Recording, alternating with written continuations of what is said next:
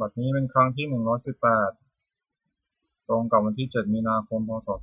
2569ข้าพเจ้าในอัตภพพิรมเมืองรหัส202ขอเป็นวาจาสาธยายพุทธมนต์ถวายเป็นพุทธบูชาธรรมบูชาสังฆบูชาและเป็นอาจาริยบูชาแด่องค์พระบรมศรีเจ้าองค์หลวงปู่สมเด็จรุ่นหลวงปู่บุญเดชหลวงปู่ศิลาตลอดทั้งครูบาอาจารย์ที่เป็นเจ้าของวิชาจินดามณีขอเทพเทวดาเจ้าทั้งหลายโปรดจงมาอนุโมทนาในการสวดสาธยายของข้าพเจ้านี้ขออนุภาพคุณพระรัตนตรัยครูบาอาจารย์และเทพเทวดาทั้งหลายโปรดจงมาได้จิตของข้าพเจ้ามีสมาธิเป็นควรแก่การสวดสาธยายมนต์ต่อไป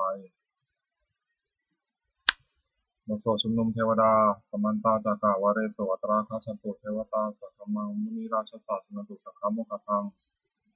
สัพเพกามเมจารูเปคิริสิกขารัตเตจันตริเกวิมาเนทิเตระเตจักขาเมจารุวนาคหะเนทิหาวัตถุเตเต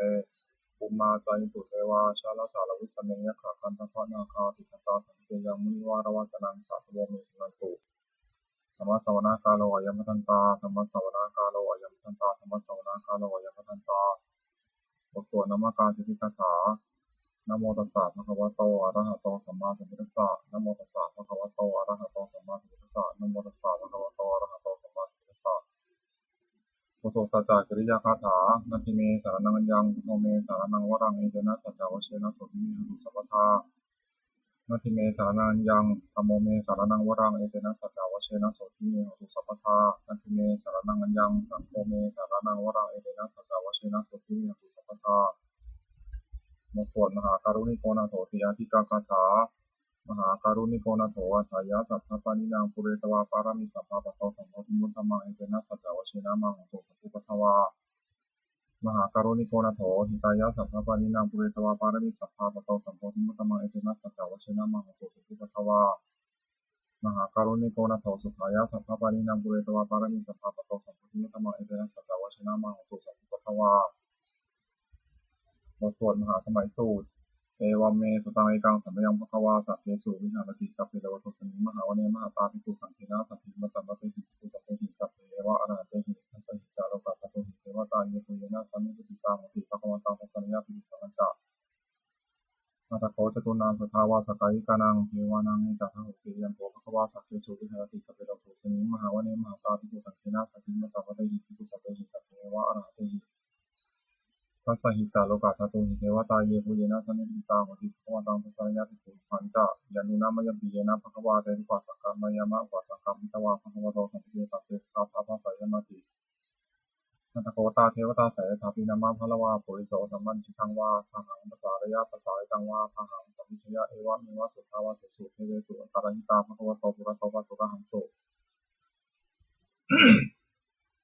นัตโกตาเทวตาภควันตังอภิวาเทตวาเอกัมมันตังอะทังสุเอกัมมันตังทิตาโกเอกาเทวตาภควโตสัจเจหิมังคะทังอะภสิมหาสัมปโยปาวานะสมิเทวกายาสมัคคตาคตัมหะอิมังธรรมะสัมยังติจเยวะปาราชิตาสังคันตินาตโกวปราเทวตาภควโตสันเตหิมังคะทังอะภสิตตาภิกขโวสมาทังสุติตังอัตโนอุชุกัมมะทังสุสารถิวะเนตานิฆาหิตวาอินทิยานิรักขติปันทิตาตินาตโคปราเทวตาภควโตสันนิเตมังคทังอัปปสิเชตวะคีลังเชตวะเปตลีคังอิทัคีลังโอหัจมะเมชาเตจารติสุทาวิมาราจักขุมตาสุขิตาสุโขนคตินาตโคปราเทวตาภควโตสันนิเตมังคทังอัปปสิเยเจจิพุทังสรนังคตาเสนเตทัมมิสันติยาปายะภูมิปหายามนุสังหิวะกายังปริปุเรสันติเตนาตโคภควาภิกขวมันเตสียภูยนาภิกขเวทัสสะสุโลกาทัตุสุเทวตาสันนิติตาโหติสุขาคตังทัสสนยาภิกขุสังจะเยปิเตภิกขเวเหสงฆ์ทิตามัทนังอรหันโตสัมมาสัมพุทธาเตสัมภิภควตานังเอตัปปะมะเยวะเทวตาสันนิติตาเหสงฆ์สายทัพพิไมหังเอตาระหิเยปิเตภิกขเวทุสันติอนาคตามัทานังอรหันโตสัมมาสัมพุทธาเตสัมภิภควตานังเอตัปปะมะเยวะเทวตาสันนิติตาภวิสันติสายทัพพิไมหังเอตาระหิปัจจิตสัมมิภิกขเวเทวกายังนามานิติตายิสัมมิภิกขเวเทวกายังนามานิเทสิสัมมิภิกขเวเทวกายังนามานิตังสุนัขาสัตุกัมมนะสุกโรธาภาสิสามิติเอวัมปเตปิโกเตปิโขภควโตปัจจโสโสภควาอิทัทวจาสิโลกัมมนุกัสสามิยะธัมมุมาตัสสิตาเยสิตาคริคัพพลังปหิตตาสมหิตาปุถุสีหาวะสันนินาโลมหังสาวิสัมพุโนโอทาสัมมันสาสุทาวิปัสสนามนาวิลาภิโยปัจจสเตยตวาวเนกปิตวัสเวตโตอามติสัทธาสาวกเทสัสเนรเตเอ วกายาพิกันตาเตวิชนาถามิขโวเตจะอัตตปะมะกรงสุตวะพุทธศาสสนังเตสัมภะตุระหุเดนะอมนุสสานัสสนังอภิเกสตามะทะโขสังสังนะตาสุตติงสตังเอเกสังสานังอมนุสสานมะทะสุงอเปเกนันตามะทะขุทิสาสภาพุทธาหุจะตสัพพังพิยะวะวัคคิตวานะจักขุมาตตวามะติสัทธาสาวกเกสัสเนระเตเทวกายาพิกันตาเตวิชนาถามิโตเยวังกิตาอิสามิทิระหิโลกุปโสสัตตสหัสสาวยะขาภูมากบิระวะทวายกิมันโตชุติมันโตวันนวันโตยิสสิโนมะธรรมนามิกังกุโกนังสุติวนังชัสสหัสสาหิมะวะตายะขานะตวันนิโนกิมันโตชุติมันโตวันนวันโตยิสสิโนมะธรรมนามิกังกุโกนังสุติวนังสาตาคิราติสหัสสายะขานะตวันนิโนกิมันโตชุติมันโตวันนวันโตยิสสิโนมะธรรมนามิกังกุโกนังสุติวนังวิเจเตโสราสสหัสสายะขานะตวันนิโนกิมันโตชุติมันโตวันนวันโตยิสสิโนมะธรรมนามิกังกุโกนังสุติวนังเวสามิตาปัญจสตายะขานันนาตวันนิโนจิมันโตชุติมันโตวันนวันโตยัสสะระวันวันนาวิคัมโกนังสุติวนังกุมิโรราชาคิโกไวโกสัตเวสนาปิโยนังสัพพะสังสังยะขานังบยุรปัสสิกุมิโรราชาคิโกโสภะคาสติวนังปุริมันจาทิสังราชาทุกราโสภะสัสสติธรรมะคณาอธิปติมาราชายัสสะสิโสปุตตะติตัสสะภะโวอิธรรมานามะหะลายจิมันโตชุติมันโตวันนวันโตยัสสะสิโนมะธรรมนาวิคัมโกนังสุติวนังทักขินันจาทิสังราชาวุรุณโหตตาสัสติภูมิธนาธิปติมหาราชายสัสสิโสปุตตะติตัสสะภะโวอิธรรมานามะหะลายจิมันโตชุติมันโตวันนวันโตยัสสะสิโนมะธรรมนาวิคัมโกนังสุติวนัง ปัจฉิมัญจาทิสังราชาวิรูปโขภาษาสตินังคนังอธิปติมหาราชายสัสสิโสปุตติตัสสะพังโวอิธรรมานามหาภาลาอิทิมันโตชุติมันโตวันนวันโตยสัสสิโนมะธรรมนาวิกัมปิโกนังสุติวนังอุตรัญจาทิสังราชาโกเวโรตปัสสะสติยะขานังอธิปติมหาราชายสัสสิโสปุตติตัสสะพังโวอิธรรมานามหาภาลาอิทิมันโตชุติมันโตวันนวันโตยสัสสิโนมะธรรมนาวิกัมปิโกนังสุติวนัง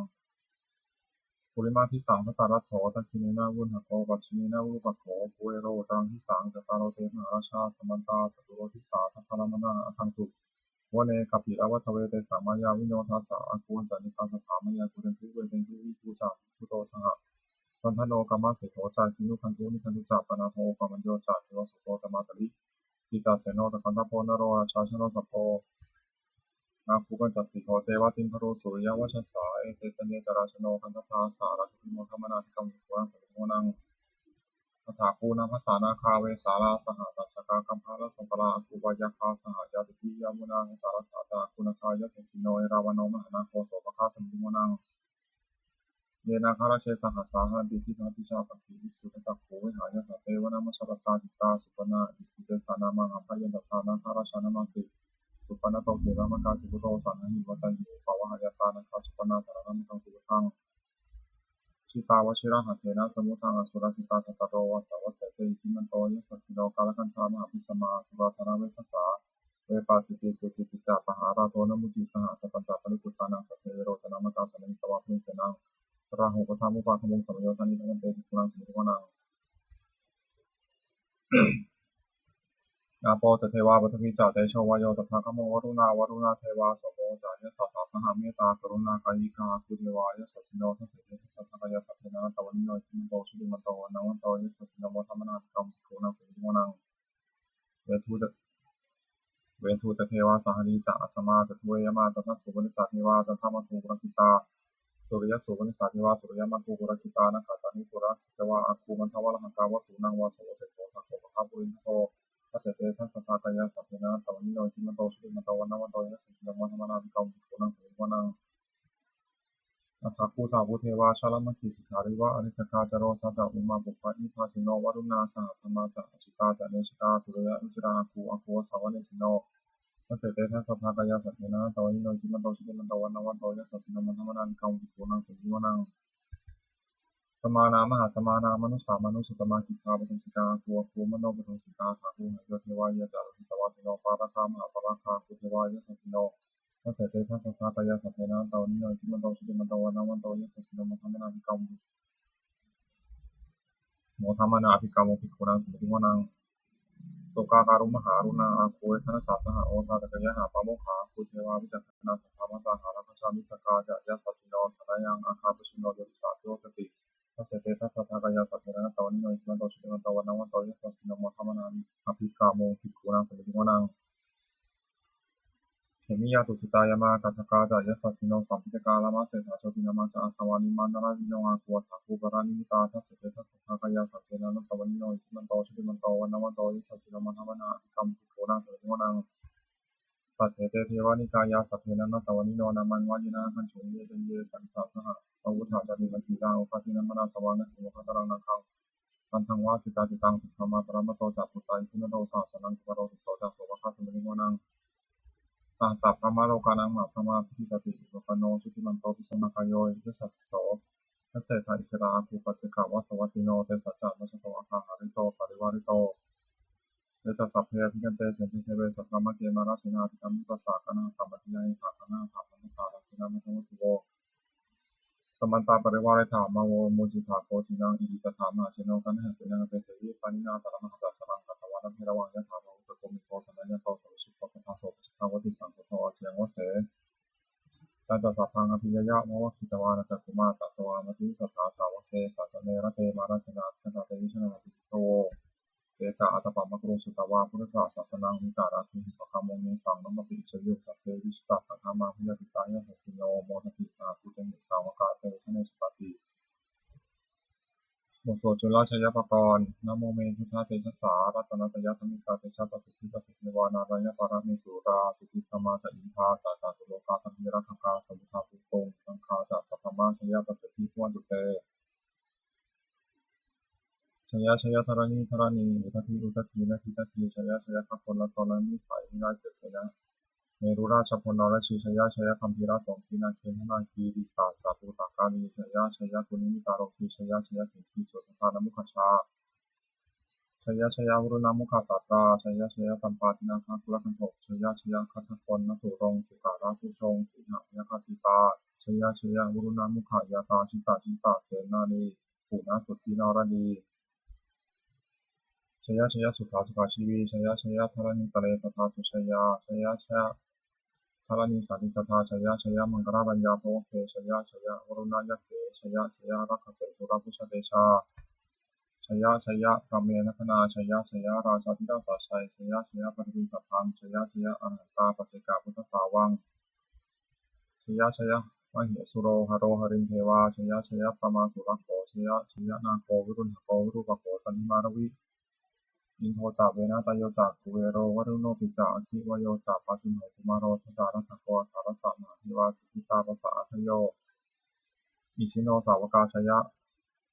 อิสิโนสาวกาสัพพาชยรามโมพวนตุเตชยธโมจัสสัพโมจัสทัสสะโมจัสชยกังอิตินาชยเตชนะชยโสติพวนตุเตเอเดนะพุทธเตชนะโหตุเตชยมังคลังชโยปิพุทธศาสริมโตอายังมานัสสะจัปปติมโตปราชโยโคสยามพุทธิมันเทโมทิตาเชตถาพระมังคณะมิสิโนชโยปิพุทธศาสริมโตอายังมานัสสะจัปปติมโตปราชโยโคสยามพุทธิมันเทโมทิตาเชตถาอิทัคณะมิสิโนชโยปิพุทธศาสริมโตอายามนัสสะจัปปติมโตปราชโยโคสยามพุทธิมันเตปโมทิตาเชตถาเทวคณะมิสิโนชโยปิพุทธศาสริมโตอายามนัสสะจัปปติมโตปราชโยโคสยามพุทธิมันเตปโมทิตาเชตถาเทวคณะมิสิโนชโยปิพุทธศาสริมโตอายามนัสสะจัปปติมโตปราชโยโคสยามพุทธิมันเตปโมทิตาเชตถาเทวคณะมิสิโนชโยปิพุทธศาสริมโตอายามนัสสะจัปปติมโตปราชโยโคสยามพุทธิมันเตปโมทิตาเชตถาสัพพะคณะมิสิโนชยันโตพุทธยามุเรสักยานังอันทิวัฒโนเอวังตาวังมุชโยโหหิชยสุชยมังคะเลอปราชิตาปนังเกสิเสปฏิวิโกคะเลอภิเษกเกสัพพพุทธนาอัคคโตโหโมทติสมัคตังสุมังคลังสุบัพตังสุขิตังสุขโนสุมุโตตาสุขังพระมาตาริสุปัทกินังกายกรรมังวาจากรรมังปัทกินังมโนกรรมังปัทกิเตปัทกินาปัทกินานิกัตวานารัตถเถปัทกิเนเตยะถาทาสุขิตาวิรุณหาพุทธศาสเนโรคาสุขิตาภณะสหสัพพิหิยติปิสนันตุโพธิเยทิวาสมิงฐาเนยทิคตาทิคายุกาสัตตังตุสุขิตังตุสัพพทารักขันตุสัพพสัตนังรักขันตุชินาสัสนังยาคาติปัฏนาเตสังสัพเพปุเรตุมโนรัฐาทิตากาเลระวะสันตุวสังวสาวะระหะการโรคาสุปัตวะเตสังนิวานันตุสัพพทากายสุขังจิตสุขังอรหันตุยะถาระหังโอโสธรรมานิยามสุตังเอวเมสุตังเอกังสัมยังมุขวาสาวัติยังวิหารติเชตาวเนอนาคติทิตัสสะอาราเมตตะโพภควาภิกขุมันติสีทิฆาวติทันติเจติภควโตปัสสะสงภควาเอตภวตะปุ อุปาทวาภิกขุเวตถาคตานังอนุปาทวาตถาคตานังทิตาวสาทัตถังวัฏฏิตาธรรมนิยมตาสัมเมสังขารานิจจติตั้งตถาคตโตอภิสัมพุจติอภิสัมเมติอภิสัมพุจิตวาอภิสัมเมตวาอาจิตติเตสติวัญญาติวิวัฏฏะติวิวาติวิปัสสติกานิโครติสัพเพสังขารานิจจติอุปาทวาภิกขุเวตถาคตานังอนุปาทวาตถาคตานังทิตาวสาทัตถังวัฏฏิตาธรรมนิยมตาสัพเพสังขาราทุกขติตั้งตถาคตโตอภิสัมพุจติอภิสัมเมติอภิสัมพุจิตวาอภิสัมเมตวาอาจิตติวิสติปัญญาปฏิปัฏฐาติวิวารติวิภัสสติอุตานิคารติสัพเพสังขาราทุกขติอุปาทวาภิกขุเวตถาคตานังอนุปาทวาตถาคตานังทิตาวสาปฏิสัมมติตาธรรมนิยมตาสัพเพธรรมาอนัตติตังตถาคตโตอภิสัมพุจติอภิสัมเมติอภิสัมพุจิตวาอภิสัมเมตวาจิตติวิสติปัญญาปฏิปัฏฐาติวิวารติวิภัสสติอุตานิคารติสัพเพธรรมาอนัตตินิธัมโมจักภควาตมนาเตภิกขุภควโตภาสิตังอภินันตุติสวดพระเทศกรตาคาถาแปลอธิตานันวะคามยานาปฏิกังเสียนะคตังคนคนตามที่ถึงสิ่งโลกไม่ได้ด้วยอะไรและไม่รุนพวงสิ่งที่ยังไม่มาถึงยถาทีตามเป็นงานตั้งอัปปัญจานะคตังสิ่งในอดีตก็เล่าไปแล้วสิ่งในอนาคตก็ยังไม่มาปัจจุบันนาเดียวธรรมังตถาคตวิปัสสติอสังดังอสังตุปังตังนิธามนุโลเยผู้ใดเห็นธรรมันเกิดขึ้นเฉพาะหน้าในที่นั้นแจ่มแจ้งไม่ควันใจควรพ่อควรนะครับที่นั้นไว้อาเชวะกิจจามาตับปังโกชัญญามรณังสุเวความเพียรกิจที่ต้องทำวันนี้ขอเจ้าความตายในพรุ่งนี้น่าหินโนสังขารันเดนะมาสิ่งนั้นมันจะนำเพราะการคิดแต่ละชราซึ่งมีสิ่งนั้นที่ไม่มีสำหรับเราเอวังวิหาริมาตาปิญโหรตามตันทิตังเวรให้กระโตเถสันโตจิตเตมุนีผู้สงบย่ำกล่าวเพื่อที่มีความเพียรชิ้นนั้นไม่เกิดความนักวันจะคืนว่าผู้เป็นอยู่ในคืนราตรีเดียวก็น่าชมบทสวดธรรมะสังเวชปัจเจเวขนาดแปลสัพเพสังขารานิจจาสังขารคือร่างกายจิตใจและรูปธรรมนามธรรมมันซึ่งมันไม่เที่ยงเกิดแล้วดับไปมีและหายไปสัพเพสังขาราทุกขาสังขารคือร่างกายจิตใจและรูปธรรมนามธรรมทั้งหมดซึ่งมันเป็นคนยากเพราะเกิดขึ้นแล้วแต่เสร็จไปสัพเพธรรมานัตตาสิ่งทั้งหลายทั้งปวงทั้งที่เป็นสังขารและไม่ใช่สังขารทั้งหมดทั้งสิ้นไม่ใช่ตนไม่ใช่ตนไม่ควรถือว่าเราว่าของเราว่าตัวว่าตนของเราอัตวงชีวิตต่างชีวิตของไม่ยั่งยืนทวงมรณะความตายเป็นของยั่งยืนอวัตสังมยามริตับทางเราจะเป็นตายเป็นแท้มรณะไปโยสานามีชีวิตต่างชีวิตของเรามีความตายเป็นที่สุดรอบชีวิตต่างเมียนี้ต่างชีวิตของเราเป็นของไม่เที่ยงมรณะเมียนี้ต่างความตายของเราเป็นของเที่ยงวัตตะคุณนิสสังเวชอายังกายโยชิรังร่างกายนี้ไม่ได้ตั้งอยู่นานอภิตาวิญญาโนพันปัสสตาวิญญาชุโนทิ้งเสียแล้วที่เสียสติจากนอนท่าปัทวิงซึ่งดินกรินพลังหรือว่าประดุจดังว่าท่อนไม้และท่อนปืนในรับถังประโยชน์นี้ได้อนิจจาวัตสังขาราสังขารทั้งหลายไม่ทิ้งหนออุปาทวายาธรรมิโนมีความเกิดขึ้นแล้วมีความเสื่อมไปเป็นธรรมดาอุปัชชิตวานิโรชันติมันเกิดขึ้นแล้วย่อมดับไปเป็นสังอุปาสโมสุโขความเข้าไปสงบระงับสังขารทั้งหลายในสิ่งยิ่งสัพเพสตามรณิจักสัตว์ทั้งหลายทั้งปวงกำลังตายอยู่ไม่เป็นสู่สมิสเลที่ตายแล้วและกำลังจะตายถือว่าหากวริสานี้เราก็จะตายอย่างนั้นเหมือนกันนั่นที่มีเอกสังโยความสงสัยในความตายนี้ไม่มีแต่เราเลยบทสวดเมตตายังกินจิกุศลามกามังสัพเพหิมเตหิกตังปุญญังโนอนุโมทันโตสุนันโตโพธิเยเทวาสมิทานิยติตาทิกายุกาสัตตังโหตุสุขิตังโหตุสุขาภมุจโตมาตาปิตาสุขิตังโหตุสุขาภมุจโตสัพเพยติกาสุขิตังโหตุสุขาภมุจโตสัพเพอายติกาสุขิตังโหตุสุขาภมุจโตสัพเพปิสาสัพเพยขาสัพเพเตตาสุขิตังโหตุสุขาภมุจโตสัพเพสัพยุปัชฌยาสุขิตังโหตุสุขาภมุจโตสัพเพนะคตาสุขิตังโหตุสุขาภมุจโตสัพเพเทวาสุขิตังโหตุสุขาภมุจโตสัพเพสัมมาทินังสมิชันตุโวสวดบูชาหลวงปู่ทวดนะโมพุทธิสัตวะคันเดมิยะอิติปะคะวานะโมพุทธิสัตวะคันเดมิยะอิติปะคะวานะโมพุทธิสัตวะคันเดมิยะอิติปะคะวาปฏิทานาคาถายาเทวตาสันติวิหาราวาสนิเวทะเรพุทธิทะเรตหิตาหิตาธรรมะทะเนนะวันตุปูชิตาโสติกโรเทธาวิหารามันทะเรเทราจมัชฌานวกาจพิทโวสารามิกาทานาปฏิวัสกาคามาจเทสานิธรรมติสราสปานพุทธาสุขิตาพุทธุเตสลาผู้ชายเยปิจาอันทัสสัมภวาสังเสทัตตาทโวปปาริกานิยานิการนโมวรังปฏิจเตสัพพิทุกขสักการตุสังฆยังธาตุติรังสตังธโมธรรมัทราจบุคราสังโฆตุสมัคควาถายะจาหิตายะจาอันเหระกตุสัมโมสัพพิธรรมจายโนอุทิสัพพะปุเรยมะธรรมเยอริยปะเวทิเตปัสสนาหุตุสัพพิปานิโนพุทธศาสเนสัมมาทราโหวิสันโตกาเลเทโวภวสตุมุทิภาวยะสัตตังสมิทังเนตุเมหะเนมาตาปิตาจาตชานิจังรักขันติปุตตะกังเอวังทิเมนาราชโนปะชังรักขันตุสัพพะเทวตาวุโยชนะคาถาทุกขปตาจนิทุกขาพิยปตาจนิพิยาโสขปตาจนิโสกาของโทสัพเพตินานิโนเอตาวตาจามิหิสามตังวิจัสสะตังสัพเพเทวานุโมทันโตสัพพะสัมปติสิทธิยา อานังทันตุสัพพยะสีรังนันตุสัพพทาภาวนาพิยตังหันตุทันตุเทวตาคันตาสุมังคลคาถาวัตุสัพพังสุมังครังนันตุสัพพเทวตาสัพพังพุทธานุภาเวนะโสติพุทธังสรังวัตุสัพพังสุมังครังรักขันตุสัพพเทวตาสัพพธรรมานุภาเวนะโสติวัตุนิรันตรังวัตุสัพพังสุมังครังรักขันตุสัพพเทวตาสัพพสังฆานุภาเวนะโสติวัตุนิรันตรังสัพเพพุทธาภรปัตตาปัจเจกนาเตยมพลังอรหันตานันจาเตชนะรักขมธรรมิสวโสสัพเพพุทธาภรปัตตาปัจเจกนาเตยมพลังอรหันตานันจาเตชนะรักขมธรรมิสวโสสัพเพพุทธาภรปัตตาปัจเจกนาเตยมพลังอรหันตานันจาเตชนะรักขมธรรมิสวโสสัพเพพุทธาภรปัตตาปัจเจกนาเตยมพลังอรหันตานันจาเตชนะรักขมธรรมิสวโสสัพเพพุทธาภรปัตตาปัจเจกนาเตยมพลังอรหันตานันจาเตชนะรักขมธรรมิสวโส